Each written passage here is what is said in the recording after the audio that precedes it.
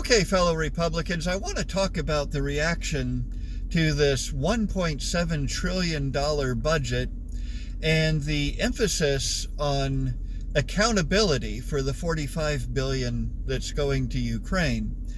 I think in doing this, we are straining at gnats and swallowing camels, as the scripture says. And let me explain.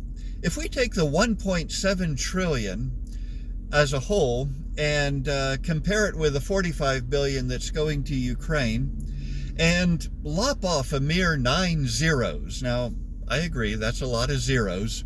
But if we do that, we end up with a budget of $1,700, of which $45 is going to Ukraine. Now, I would argue that the $45 billion going to Ukraine may be just about the only part of this budget where the money is well spent. How so? Well, by supporting this war in Ukraine and supporting Ukraine to victory, we are containing the war in Ukraine and preventing it from spreading past Ukraine. Remember, Putin is bent on restoring the power of the former Soviet Union. That means he wants to bring under his control countries that were formerly part of the Soviet Union but are now NATO allies.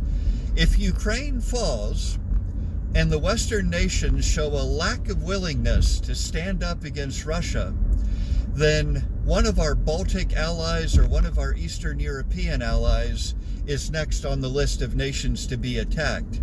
That risks the possibility of the activation of Article 5 of the NATO alliance. That brings us into a much costlier conflict with Russia, and it also means American troops in direct conflict with Russia. The very escalation that the Ukraine skeptics are alleging will happen if we continue to support Ukraine, it's very, very much the opposite way around. If we support Ukraine now, then we have a reduced risk of a direct conflict with Russia.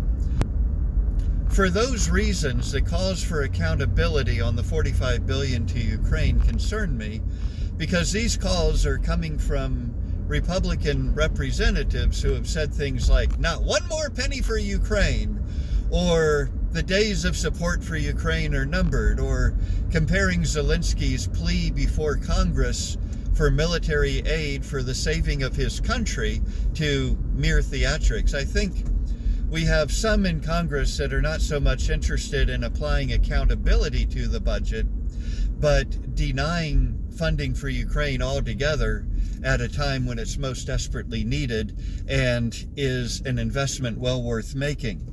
After you take out aid for Ukraine, this is a budget based on a view of expanding the federal government and encroaching upon individual liberty. So Republicans, if you want to make a call for accountability, that's the place to start.